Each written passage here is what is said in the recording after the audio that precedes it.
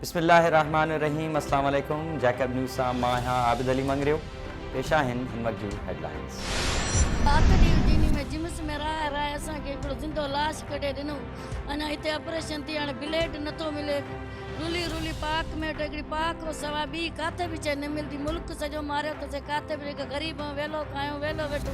असांजी मदद थी वञे, असांखे ॿियो कुझु मुताबिलो असांजो न आहे, असांजी मदद थी वञे। जैकबाबाद सिविल अस्पताल में दाख़िल औरत के रत न मिली सकी। मरीज़ औरत जी माओ वज़ीरा लगारी जो जिम्स ऐं सिविल अस्पताल इंतज़ामिया ख़िलाफ़ एहतजाज। संदसि चवण हो त सिविल अस्पताल इंतज़ामिया धीअ खे रत लॻाइण जो चयो आहे, पर मां मिसकीन आहियां, रत ख़रीद करण जी सघ न आहे। जिम्स ऐं सिविल अस्पताल जी इंतज़ामिया बि मदद करण खां जवाब ॾेई छॾियो आहे। जेकॾहिं धीअ खे रत न मिली, धीअ फौत थी वेंदी, मुंहिंजी मदद कई वञे।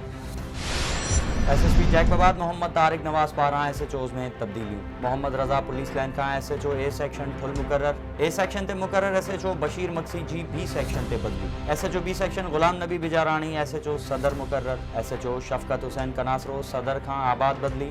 जॾहिं त हाकिम अली बिरोई खे पुलिस लाइन खां पुलिस पिकेट करीम बख्श कोसो ते इंचार्ज मुक़रर करे मोहम्मद ख़ान कुन्यो खे लाइन हाज़िर कयो वियो आहे।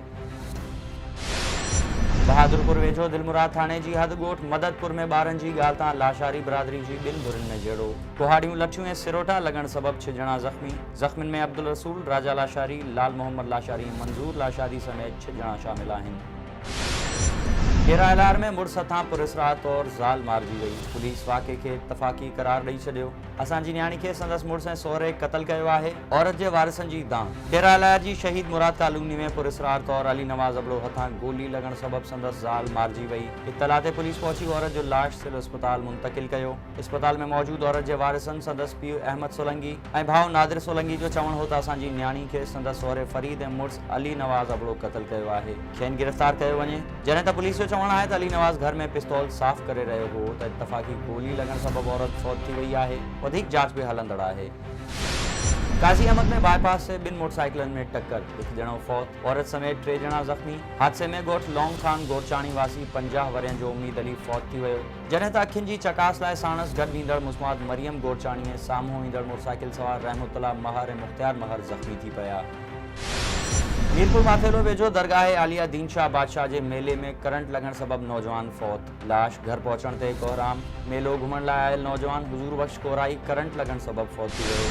ढाबेजी में अणसुञातल मोटरसाइकिल सवार फोरन पारां दुकानदार खां लखें रुपया फुर। मज़ामत ते ज़ख़्मी। फोरन जो पीछो कंदड़ 2 शहरी भी ज़ख़्मी। 3 ज़ख़्मी गणती जोगी हालत में कराची मुंतकिल। वापारियुनि पारां शहर बंद करे पुलिस ख़िलाफ़ एहतजाज। ज़ख़्मियुनि में दुकान मालिक अख्तर ऐं फोरन जो पीछो कंदड़ नौजवान आसिम राजपूत ऐं आरिफ राजपूत शामिल आहिनि।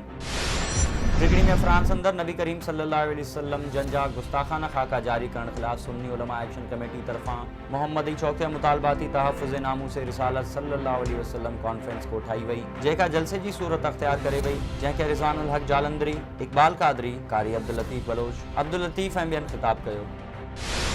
घोटकी में मेमण बिरादरी जो कठ।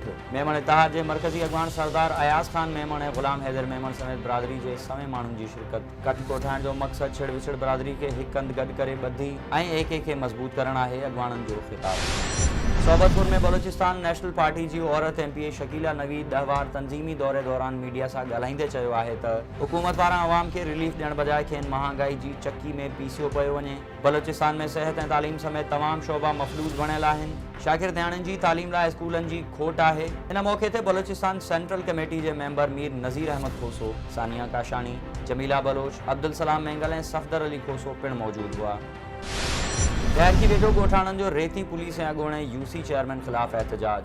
ॻोठाणे मोहम्मद नवाज़ शर मासूम ॿारनि ऐं औरतुनि समेत गॾिजी एहतजाज कंदे चयो आहे त घर ते हमिलो कंदड़ जवाबदार ज़हूर शर ऐं अब्दुल लतीफ़ शर पंहिंजे साथियुनि सां अॻूणे UC चेयरमैन मुमताज़ शर जी चुर्च ते हमिलो कयो आहे, जेके पकड़े पुलिस हवाले कया हुआ, पर पुलिस खेनि आज़ादु करे छॾियो आहे। ऐं घारो पुलिस जी कार्रवाई। मोटरसाइकिल चोरी में मुलविस ग्रुप गिरफ़्तार। 3 मोटरसाइकिलूं हथ। SHO घारो ग़ुलाम अली लाखो कार्रवाई कंदे 3 मोटरसाइकिलूं हथ करे मालिकनि हवाले करे छॾियूं। शहरनि में सुरहाई। हिन वक़्त ताईं जूं हेडलाइंस। वधीक ख़बरुनि ऐं अपडेट्स लाइ विज़िट कयो असांजी वेबसाइट www.jacobnewsht.com ऐं फेसबुक ते फॉलो कयो। ॾिसंदा रहो जैकब न्यूज़, ख़बर खां हक़ीक़त ताईं।